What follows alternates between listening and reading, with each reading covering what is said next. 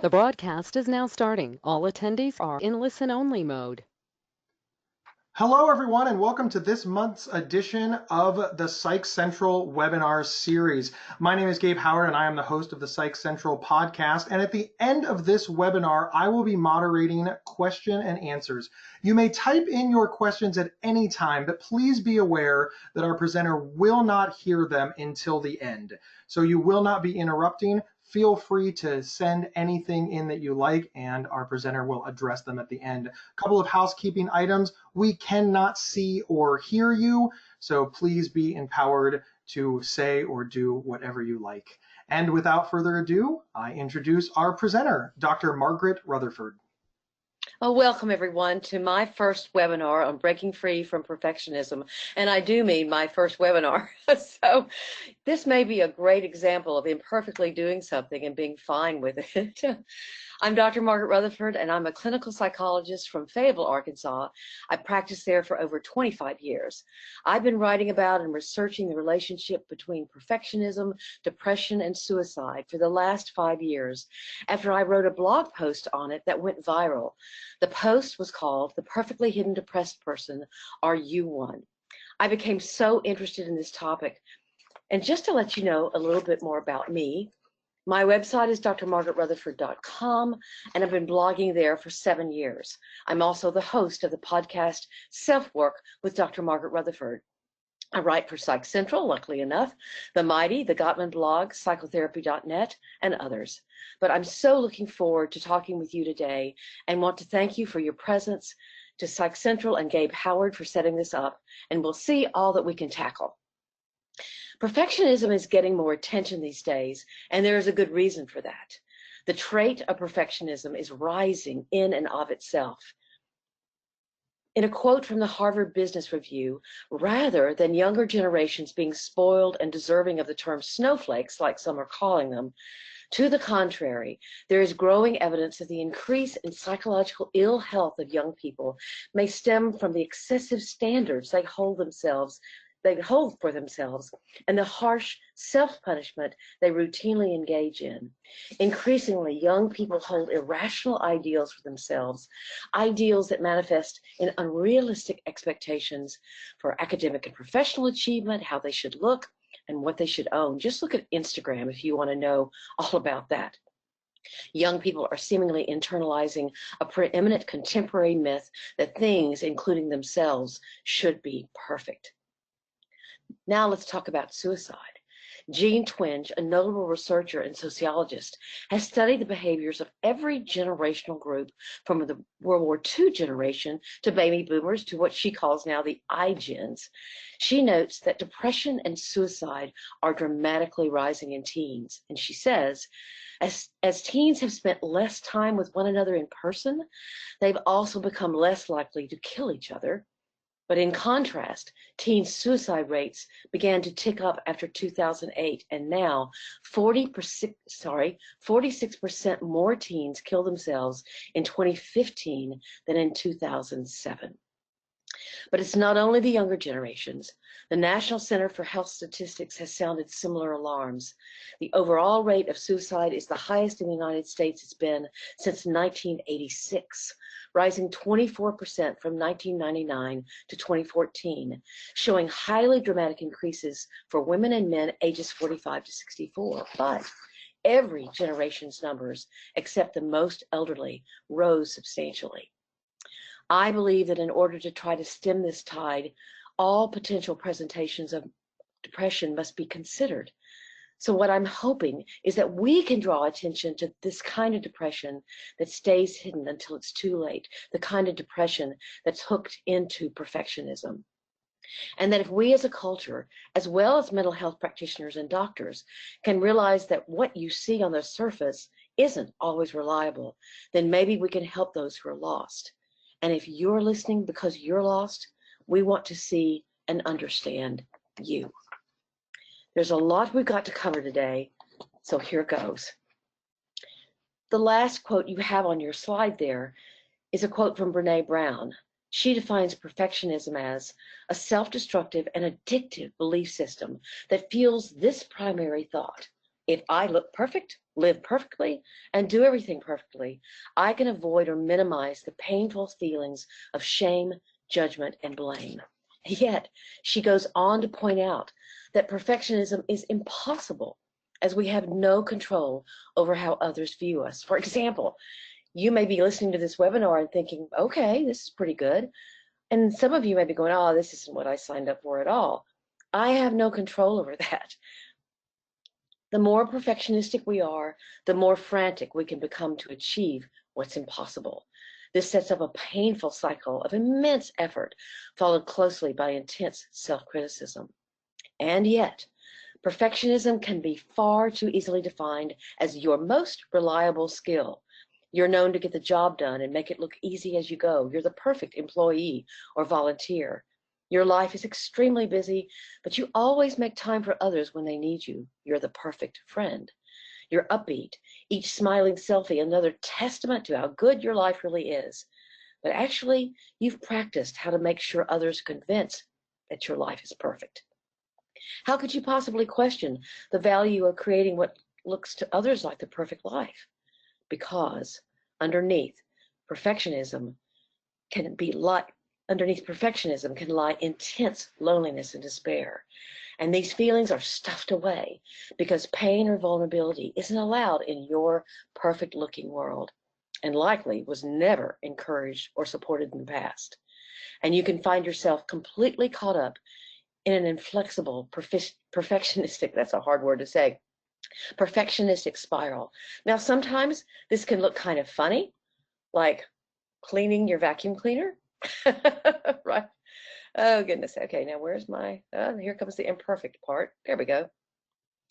Okay, or it may more likely, we're really doing this imperfectly now. There we go. Let's cut that off. Or it's more likely to feel like this, like you're hiding. And it can get worse, dangerously worse. Maybe you hide behind your smile and may even practice how to do it.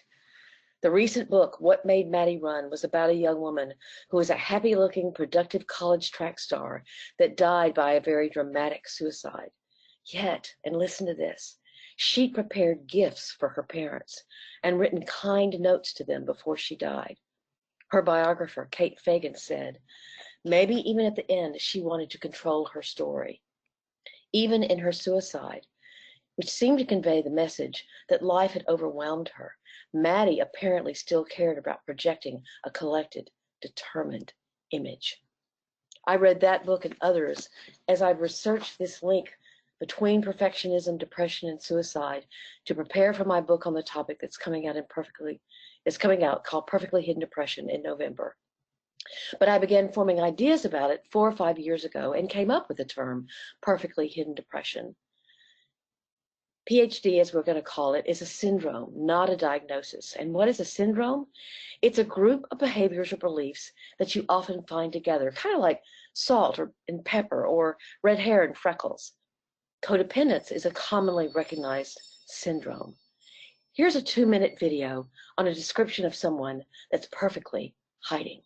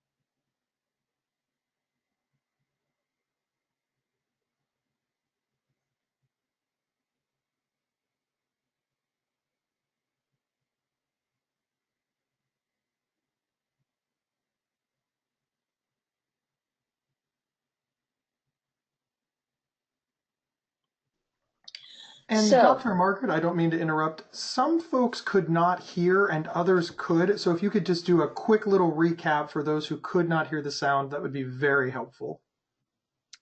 a recap of what I've Of covered the so far. video. No, I'm sorry, of the video.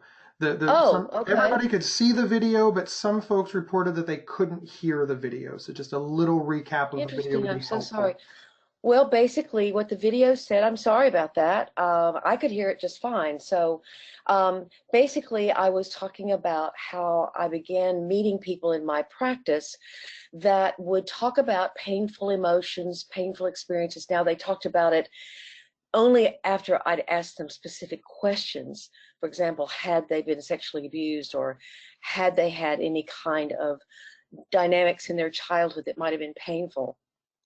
And but they would not show any emotion. They would not cry. They would even smile when they were talking about these terrible things that had happened to them. And they would say, "Oh, I don't like to cry about anything. I think crying is for people who are weak." And I'd say, "No, no, no. Crying and tears are about intensity." And so basically, I began wondering, wait a minute, could depression be, show itself in a completely different way than someone who walks in my office and is seated on my couch and immediately starts crying, or immediately says I'm suicidal, or immediately says, I can't get out of bed, or instead these people look highly engaged, highly productive. Hopefully that helps. And that's how I got interested in the subject. So I read, I want to go on to the 10 characteristics of perfectly hidden depression, because basically the reason why I devised it as a syndrome was because I wanted to talk about how widely based perfectionism could infiltrate your life. Many perfectionists will not see themselves as perfectionists because they rarely meet their own expectations. So if you don't meet your own expectations, oh, I'm not perfect, I didn't do that well. But I'm hoping that with a more extended menu of what perfectionists actually act like, a perfectionist could find themselves in PhD. So let's see. Well, now we're listening to it again. No, here they are. Let's look at these characteristics. If you have PhD, you have a constant critical, shaming inner voice on top of your perfectionism.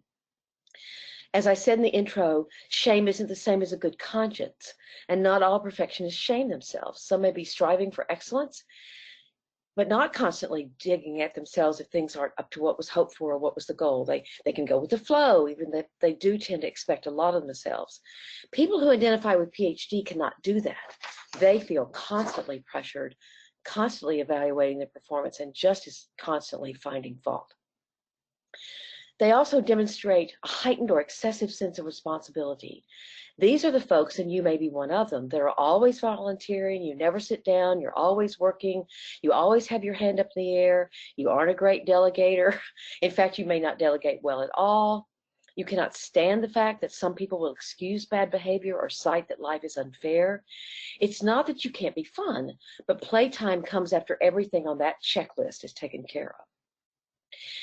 The third thing is that people with PhD detach from painful emotions by staying in their head or mentalizing things and actively shutting them off.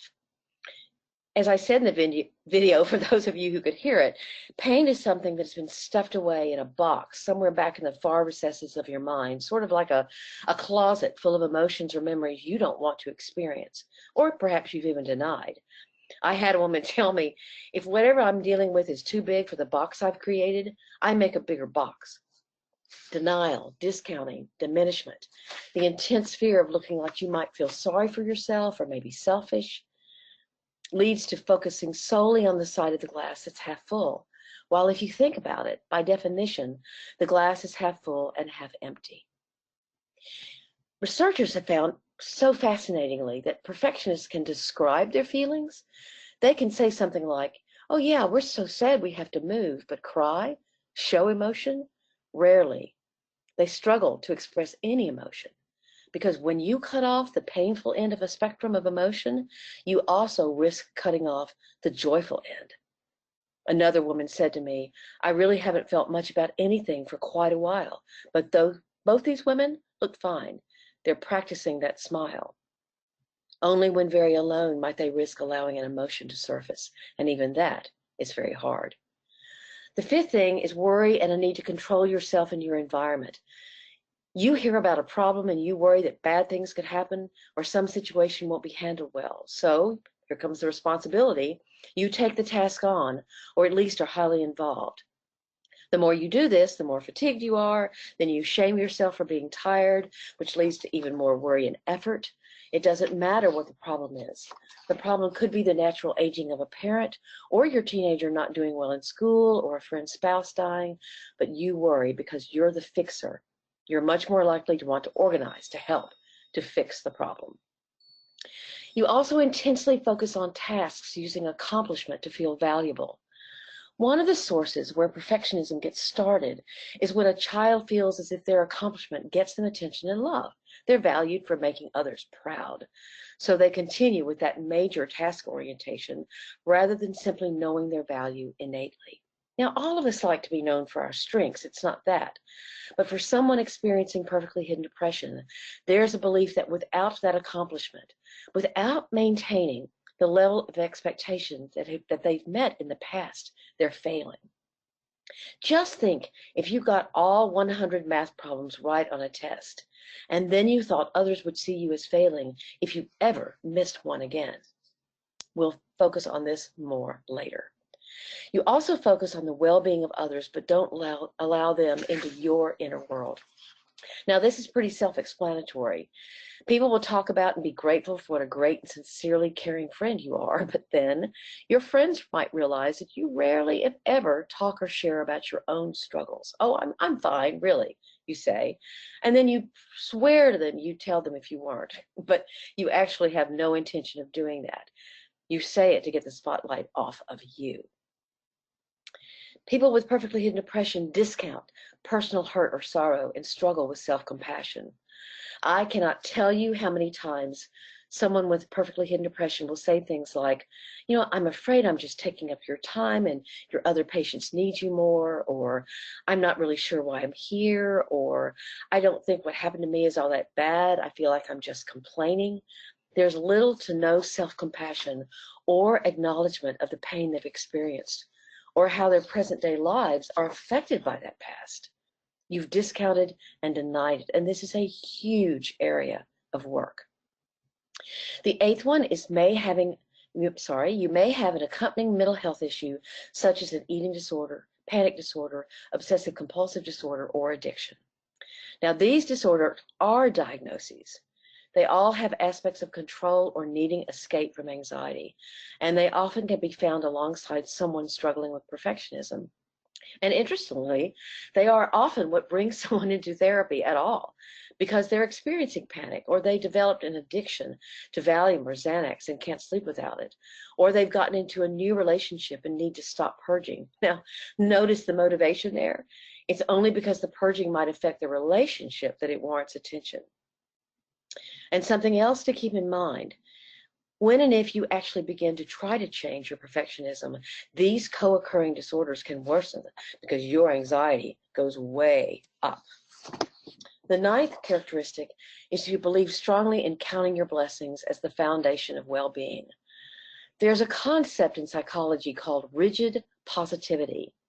Maybe you know someone or are someone who seems to never have anything to complain about, always sees the bright side of things, or even believes that you have no right to see what may be difficult in your life because you should be grateful for all the good things you've been given. And gratitude is great, you bet. But it can become a problem when things that are more difficult or more painful aren't expressed or even allowed. The last characteristic is about relationships. You may enjoy sex within a professional structure, but struggle with emotional intimacy. Perfectionism, drive, pushing yourself to the limit, all of these things can lead to doing very well professionally, especially in corporations or professions where competition is high, or there's always something else to be done. However, it generally does not set things up for true emotional intimacy in a relationship. You're likely to pick someone who's just like you and who keeps things on a fairly superficial and perfect looking level. Or you choose someone who wants an overfunctioner as a partner because they're an underfunctioner. Or you pick someone who also avoids conflict. You may work well together as parents or in a business, but there's no true vulnerability or intimacy. When you begin changing, to become more vulnerable, to be more open, your relationships will be affected. And that can be an issue in and of itself. Just think about it. What if someone who's very accustomed to you never bringing up anything that might cause conflict suddenly hears that you're unhappy or tells you that you at times have been suicidal? That can be pretty shocking. So these are the 10 characteristics, and you might be able to think of some more. Jot them down if you can. And remember that PhD is on a spectrum, so you could have a lot of one of these, or a lot of these, or not so much of the other. Or you might see yourself in almost all of them. I should also point out that this isn't primarily a female or male problem, but I also want to say these characteristics are created in childhood. This particular webinar is too short to go into its causes. It could be that you were abused and felt as if you had to prove your worth or prove a parent wrong who told you that you'd never amount to anything. Or you were never allowed to talk about struggle or pain. Everything was swept under the rug. Or perhaps you had to become the adult in your family because of a parent's addiction. There are many, many paths. Now, let's quickly identify the most dangerous type of perfectionism. There's self-oriented, when your perfectionism is internally motivated. Basically, you expect perfection from yourself. There's other-oriented, when you expect perfectionism of others, and what I find is we usually expect from others what we expect from ourselves. Then there's socially prescribed perfectionism, when you believe, perhaps rationally or irrationally, that others expect perfection from you. Basically, the better I do, the better I'm expected to do. This is definitely the most deadly. Remember the math example? It's like constantly feeling that there's a fire that needs to be put out. You're always pressured to do better, do faster, do more efficiently or effectively, and you can become exhausted and hopeless. You can never quit or stop. The good news is that you can live your life another way. Now can become the time that you begin to confront the shame, the inflexibility, the rigid positivity, the hiding, in order to discover that vulnerability is possible and brings with it freedom. And imperfection does not equate with inadequacy. Whatever tapes are playing in your head of rules you have to follow, you can decide to stop listening to those tapes. And as this eloquent quote from Joseph Campbell states, we must be willing to give up the life we planned so we can live the life that's waiting for us. I can promise you, I never planned on writing a book, ever, but my concern and passion led me here. So now we're going to talk about the how. We'll start with shame, since shame is such a driver of perfectionism. And I want you to meet Bob. Bob is the name I've given my shame. Think of Bob as my own personal gremlin, whispering in my ear as he listens in and harshly judges my thoughts and actions. He's tricky because he can look as if he's there to help me. Look, he's got boots on, he's got a briefcase. Looks very friendly, right? But that's not Bob's purpose. Bob's purpose is to convince me I'm a terrible person. As I've shared, I've struggled with perfectionism and shame all my life. It can invade the most random thoughts or actions. So what is the purpose of naming shame?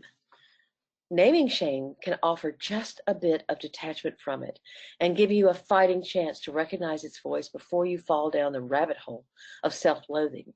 You can see and hear it as not your voice, but a voice from some part of you that's self-destructive and harsh.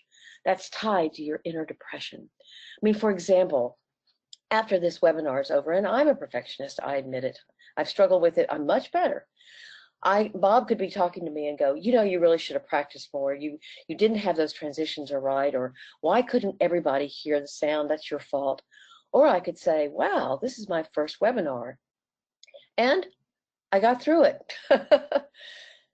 I'm confronting Bob. I'm not letting Bob decide for me and decide that I could make myself into someone who should never do another webinar, right? Okay. So in naming my shame, it helps me detach from it and see it as not my voice, but shame's voice. Now let's talk about the rules that existed that lead to your shame. Again, using my example, if you can remember it, that I learned as a child of always try to be thoughtful. Oh, you know what? I zapped that part. I didn't give you that example. Okay. In a former edition of this webinar, I talked about the fact that I had forgotten one day to actually send a greeting or a note to someone who was in a problematic situation. She was grieving something, and I began to beat myself up on it. Bob was talking to me.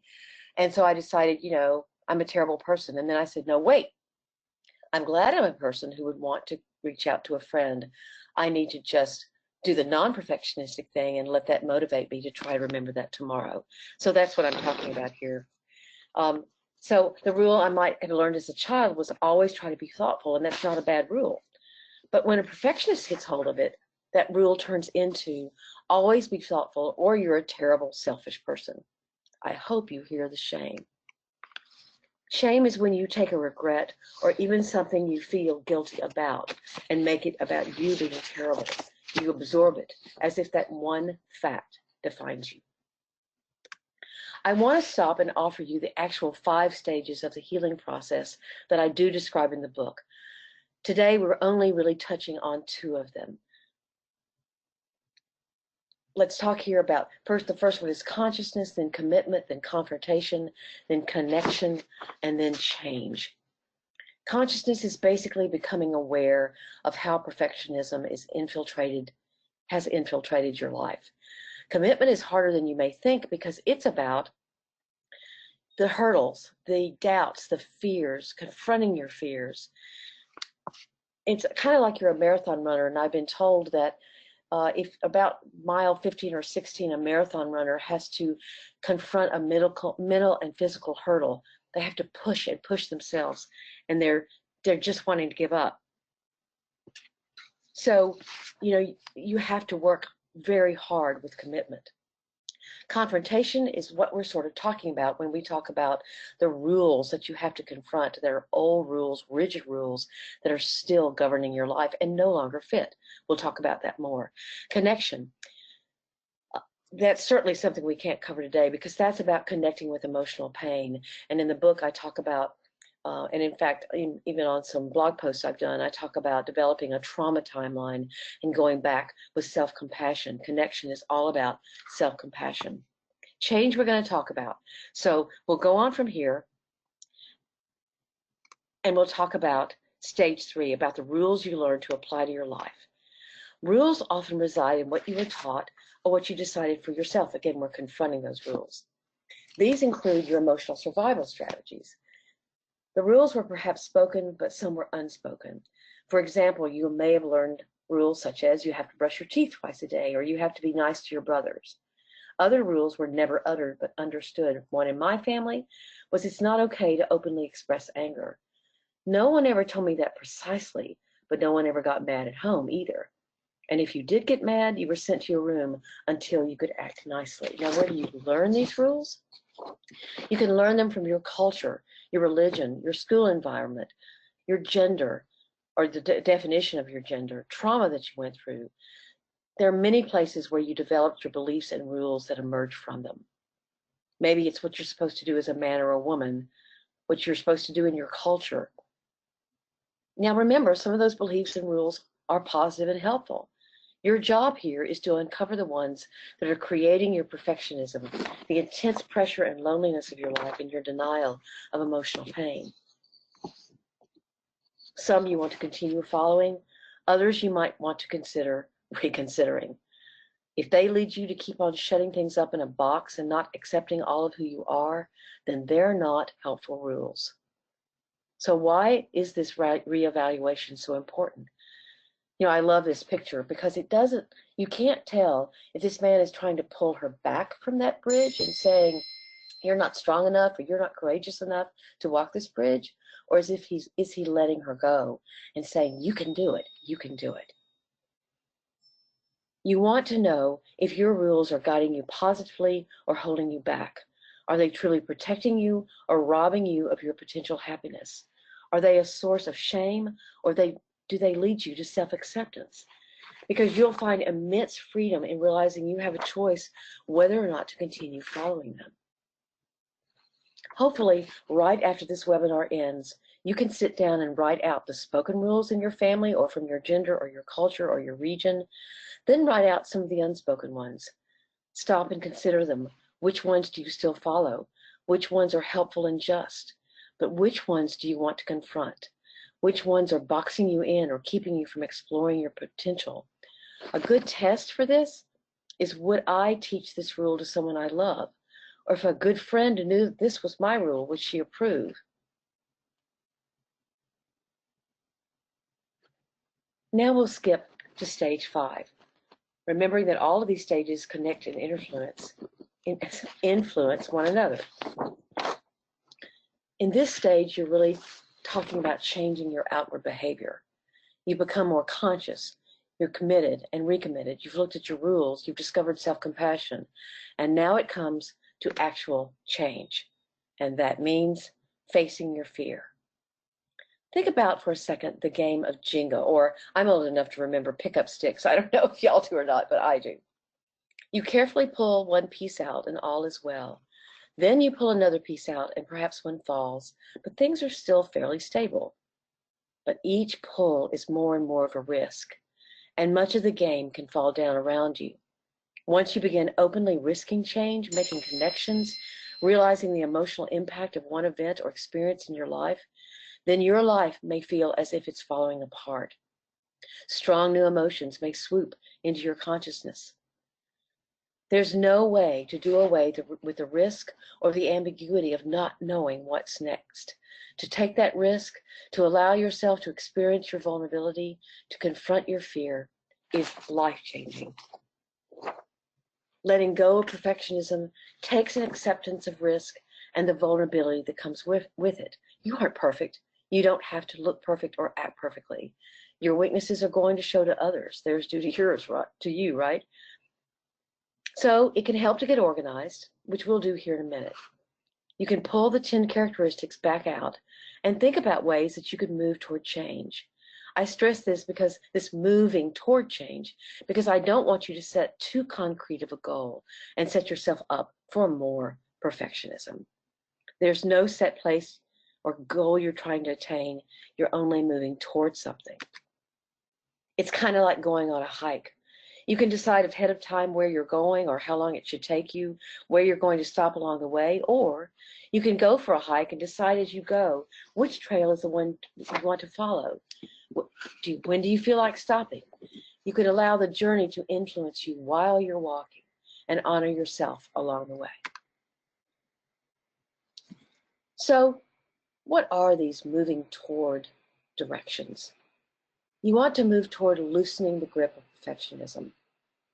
Here are some specifics I'm going to give you, but you might sit down and think of other specific examples.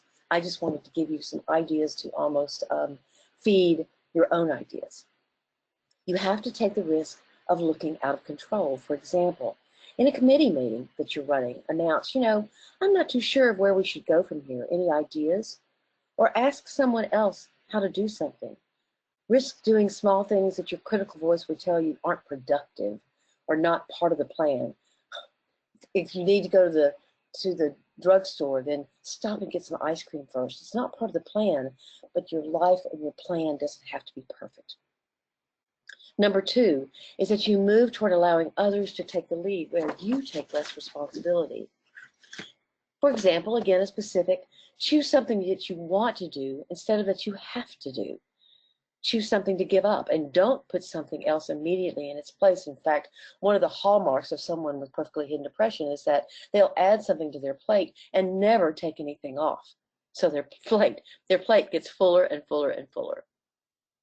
If you do this, if you take something off your plate, some pretty interesting emotions may arise. The third one is to move toward tolerance of emotional pain. My specific example is to write a letter to yourself as a child. What could you say to you as a child that you wished you'd known then? What did that child need to hear? Often the answer to that last question is, whatever happened wasn't your fault. It can also be very meaningful to have that child write back to you. What does that child need you to know about them? And allow yourself to feel. The fourth is moving toward calm and away from worry. You can start a worry journal where you sit down every day at the same time and write for 10 minutes about everything you're worried about. Then put your journal aside and tell yourself, I'm not going to worry anymore about that until same time tomorrow. Worry journals both honor and corral the worry. The fifth is to moving toward enriching your life with creativity. Do something fun. How long has it been since you've skipped or done something kind of crazy? I can't wait for you to discover, perhaps the first time, the joy of playing. Forget the plan and play. Number 6 is moving toward allowing others into my real world. Pick someone that you're going to tell them what's really going on with you, that you watched this webinar, that you said you were okay the other day when they asked you, you brushed them off. But text them and go, I'd like to talk to you because I'm really not okay. This is an incredibly important step, perhaps the most important, because becoming vulnerable with others and learning how to trust is so vital. Move toward self-compassion. This is deciding you matter. List 3 things you can do this next month that would be kind, caring things to do for yourself. Get a massage, go to the bookstore, take your first rock climbing lesson, do your first webinar. But be compassionate with yourself. Anything that would nourish your spirit, mind, and body, that's where you want to head. Move toward accepting your mental and medical health. Go for a wellness check. Make an appointment with a therapist. Look for a book. Join a gym. Get more sleep. Make an appointment with a nutritionist. Just do something to take care of whatever is out of balance in you. You also want to move toward honoring both the positive and the negative. Sit down and write about the blessings in your life, but then think, what are the negatives? What is the underbelly of this blessing? Maybe you're really wealthy and that's great, but you fear that others are your friends because of it, or you get a job that pays more and that's wonderful, but you won't see the friends you made at your other job. You have to grieve that. So write down some specific things of the underbellies of blessings. Then the last is to move toward building emotional intimacy in your relationship. Really, this is about being honest with people, being open. Instead of saying, I'm fine to everyone, decide you're going to tell at least one person the truth. You're going to tell your doctor, I haven't been honest with you. I am totally depressed. Or if it's about intimacy, then say to your spouse, let's go to dinner and not talk about the kids. I miss getting to know you. Risk emotional intimacy. I love this slide because this child looks so happy yet so vulnerable. You can see the little hand of the parent right down there. There was a personal reason why I got so interested in perfectionism. My mother, who was not only a perfectionist, but she had obsessive compulsive disorder, which she treated with prescription drugs and eventually became addicted, told me near the end of her life, if I'd known what I was doing, I wouldn't have done it. I hope you can see from our time today that you can create a different kind of life. And as Brene Brown said, it'll take courage, and you can't get to courage without vulnerability. I hope that courage is available to you and you're going to find it. And I hope that you discover the freedom of accepting all of who you are. I told Psych Central when I signed up for this workshop that I was going to provide y'all with a link to the questionnaire that I created for PhD, as well as specific reflections or exercises to get you started on your way. So this is what I'll do. You can email me at askdrmargaret at drmargaretrutherford.com. I've created a document with both of those, the questionnaire and the reflections, and I'll email you back the document as an attachment if that would be something that would be helpful to you. Unfortunately, my publisher only allows me to send out a few reflections, but I can help you get started. I'll be happy to send that to you. Just please in your email use the subject line of webinar and I'll catch it easily. Let's stop for some questions. I'd love to hear your thoughts and comments. While we're waiting, we've made it easy for you to go to perfectlyhiddendepression.com to order the book. It doesn't come out till November the 1st, but it's available now for pre-sale. And there are links there to Amazon, Barnes & Noble, as well as to Indie Prints. So now I'm ready for questions. Wonderful. Well, thank you so much. We'll obviously give them a moment to type in their questions. There aren't currently any right now, which means that our listeners have waited until the end to ask questions, which I always find to be good practice because you just never know when the next slide is going to have the answer to the question that you have. You know, one question I often get from people who have read a lot about perfectly hidden depression say, well, okay, so what if I identify with perfectly hidden depression? What if I think this is me? What if I'm even ready or willing to go for help, go to a therapist or go to a medical professional? How do I talk about it? Can I go to them and say, I have perfectly hidden depression? The answer to that is no. Perfectly hidden depression is a term that I created. It's a term that isn't well known. Again, to stress, it's not a diagnosis. However, you can tell a medical professional, perhaps someone you've seen in the past, to say, you know, I haven't been quite honest with you. I struggle a lot more than I let on, and it's very difficult for me to talk about. If you want to go to a therapist, you can also talk with them. I have blogged about perfectly hidden depression. I've also done podcasts about perfectly hidden depression, and you can take that work into them where they can listen to it so that they have an idea that they need to help you dig a little deeper and not stop with what you're willing to tell them. Yes, all people who are in therapy are a little bit like onions who are sort of waiting to be you know, you take apart an onion and you have different levels and different parts of the onion you discover. But people with perfectly hidden depression are very tough onions to crack. Oh, wonderful. Thank you so much. All right, we've got some questions popping in here now. The Sure. first question is, what if you don't remember your childhood? Ah, well, often there are a lot of people who don't remember their childhood. That can be because of trauma that you've actually dissociated from some of your childhood. And dissociation is not like having a different personality, or it's simply the way our mind helps protect us from bad things that happen. Or perhaps your childhood wasn't all that traumatic and you just can't quite remember a lot of it. What you can do is go back and look at pictures. You can go back and look at videos. You can ask friends who knew you then, what was I like? What do you remember about me?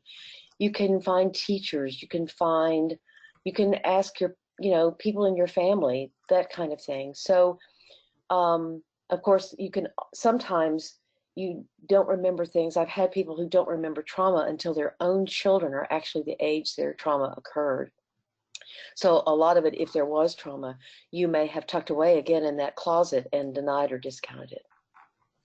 Wonderful. Thank you so much. The next question is, it's so hard for me to be vulnerable with anyone, even my husband. Do you have any tips for baby steps on being vulnerable and sharing my truth? What a great question. Yes. I believe a lot in talking about talking. And what I mean by that is to set the stage. It's called metacommunication, is the fancy psychology easy term for it. But you say to your spouse, I have something I want to talk about that is going to be very difficult for me.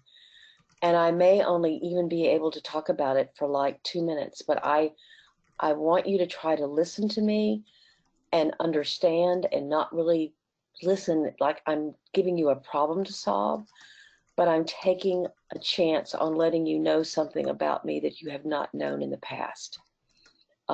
But I don't know how much I'm going to be able to tolerate, and I just want you to try to listen and absorb. So you ask for what you want from the conversation, and then you say, do you think you can do this? And they either say, well, I don't know, I'll try, or something like that. The other thing you can do is tell someone first who is not your spouse. Often I have people with PhD who will tell me they can better tell someone who is an old friend that lives out of town. They feel safer. So they develop some wings, they develop some skills by doing that first and kind of play around with how that feels. And that gives them the confidence to go forward in that way. So I hope those two ideas are helpful to you. Thank you. Thank you so much. All right. And the next question is, I do not believe that I am depressed, but I am having some obsessive thoughts about childhood trauma. Will the naming shame work to help me stop these? Can you read that again? I'm sorry, I think I misheard the very first of it. Yep, not a problem. I do not believe I am depressed, but I am having some obsessive thoughts about some childhood trauma. Will the naming shame work to help me stop these? Hmm. Uh, well, you say you're having obsessive thoughts about the trauma. You don't necessarily tell me that you're feeling anything about the trauma. So it almost sounds like you are remembering it, but without the emotion attached. Now, if that's not correct, and when you think about what the trauma that you actually are feeling the shame of it, yes, I do think that would help. But you actually may have another problem, which is you have overly detached from the trauma itself. You know, I didn't talk about trauma here in this webinar because it's a subject in and of itself. Dissociation is very common in trauma. And again, the sort of not remembering or putting those memories in a place that are locked away with a key that you can't find. So, you know, I don't want to make it sound like I think therapy is the answer for everything, but I really would highly recommend that rather than just doing this on your own, that if you are having obsessive thoughts about trauma, that you go get the help of a therapist that has experience with trauma. There are certainly techniques that help you remember trauma safely, things like hypnosis and what's called EMDR, eye movement desensitization and reprocessing therapy, and there are therapists who get EMDR certifications. So I would do that, try to find an environment to do that very safely. And then when you recognize it as shame, then I think always trying to detach from shame and not making shame, meaning that you don't come to believe that you're a terrible, terrible person, and that's what shame does to you. So you don't want to do that, whatever you do. Thank you. Thank you so much. Okay, and the next question is, talking about emotional intimacy, should you be as selective as to who you allow to know those truths about you? Surely not everyone is deserving of that. Exactly. You know, people earn your trust. And, you know, there are a handful of people who know things about me that I feel very vulnerable about, but there are many who don't. And I would never give the advice of just go out there and, share your most intimate, vulnerable details with everyone.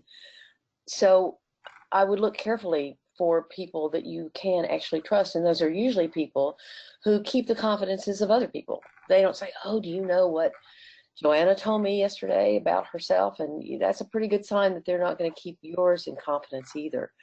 So look around for people who you think have the capability of keeping confidences, who have the capability of actually being a good listener.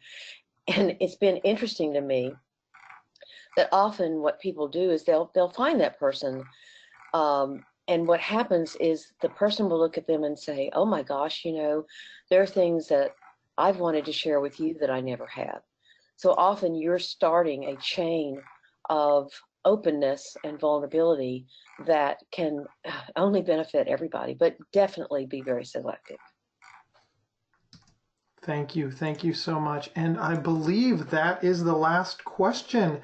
Dr. Margaret, thank you so much. You have been absolutely wonderful. Oh, wait, there is one more that got in under the wire. Are you okay to answer it? Of course I am. Yeah, that's great. Wonderful. My shame voice tells me that it's better not to try than to get it wrong. It's more of a do it perfect or don't do it at all. This leads me to spend a lot of time in bed and avoid making commitments to friends and family. How do I find motivation to start and complete a project? Yeah. Wow. That, and we see that in our children and we go, they say, I don't want to I don't want to do math. I don't want to do my math. And we know they're not very good at math. And so they avoid doing what they struggle with. We all avoid doing what we struggle with. We don't feel good, we feel exposed. However, I think what you can do is, uh, visualize yourself doing it first. I, for example, have terrible, terrible balance. It has to do with my eyesight, but it comes across that I look like I stumble all the time and I can't stand on one foot and that kind of thing. So I seek out ways for me to try that on for size. I do work out with a trainer and I ask her, please make me do things where I fear losing my balance, and my legs will be shaking and I do fear losing balance and I'm embarrassed because people will see me in the gym, but I confront all those things. Now, losing my balance isn't something I necessarily shame myself for, okay? But when you try to do things that are slightly uncomfortable, you kind of start with the slightly uncomfortable. And you visualize yourself, or you set up situations where you do the slightly uncomfortable, and then you do the mildly uncomfortable, and then you do the moderately uncomfortable, to where you work your way up to doing the really difficult thing that does make you uncomfortable, but you've practiced a skill. You've practiced something that you want to build into your skill set. Again, I talked a lot about commitment here, and commitment is something that is difficult to do when the Jenga game is going to fall apart. Your life is going to fall apart if someone finds out that you got a DUI, or that you were sexually abused as a child, or that you struggle with anger, or whatever, you have an addiction. I mean, whatever you're scared of exposing, you want to start out with what doesn't feel quite as vulnerable. And like me, risking falling on my face at the gym, if that did happen, I'd get back up and I'd be all right. But that's not my major thing that I feel the most vulnerable about. So I would practice that skill and make that something you're committed to doing. Thank you so much. The next question, there was a couple more that popped in. Thank you. Oh, great. I am wanting to change. Okay, I'm sorry, I read it wrong. I am wanting to change, but something is holding me back. How do you figure out what that is? How do you figure out what's holding you back? Journal. I think that if you sit down with a paper and pencil, you can tell how old I am, but I really think it's good to write it down, and ask yourself, give yourself some options. Say, well, what is a possibility? Am I afraid of what someone else would think?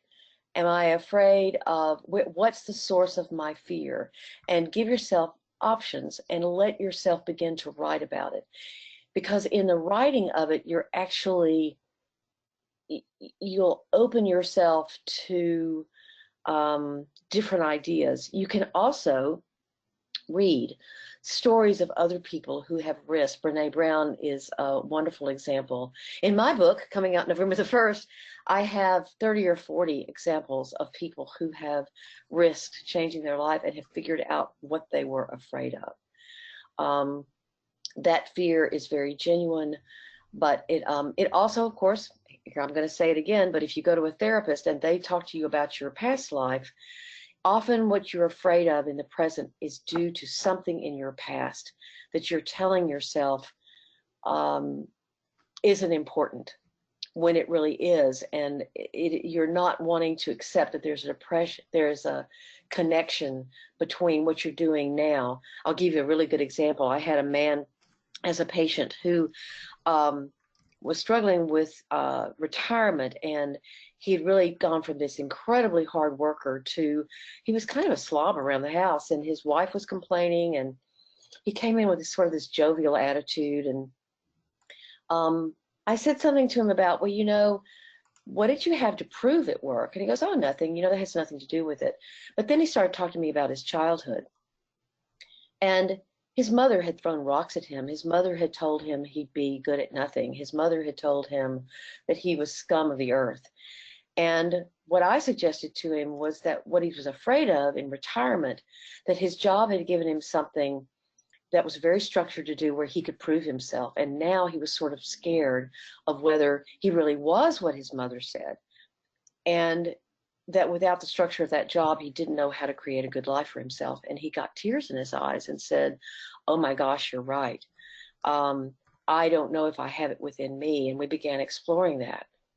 Now, that may seem like a strange story to you, but often we don't realize what in the past is keeping us from recognizing things that are getting in the way of our present. Thank you so very much. We have one more question, and we're going to go ahead and cut it off here. Several members of the audience have sent in questions, but they're just messages to you. Thank you for your honesty. You've really opened my eyes. Thank you for sharing your personal life. We really appreciate you doing this. Lots of kudos all around. So I absolutely wanted to share those with you. And so our final question our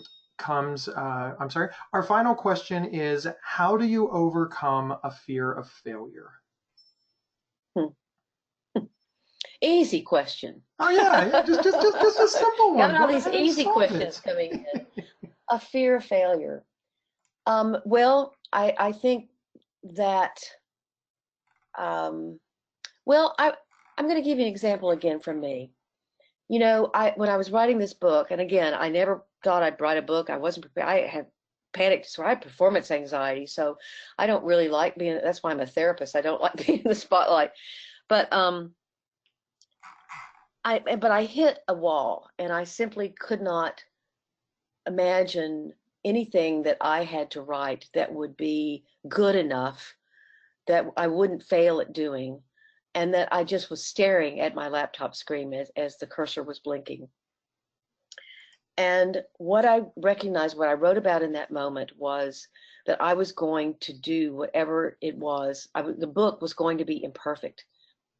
As soon as I wrote the book, as soon as I sent it into the publisher, I would read something that I would learn and say, why didn't I put that in? Or I would recognize that I misspoke and that I don't even agree with myself anymore, or that I would say something that an expert would, criticize me about, but that I had to say, okay, you know what?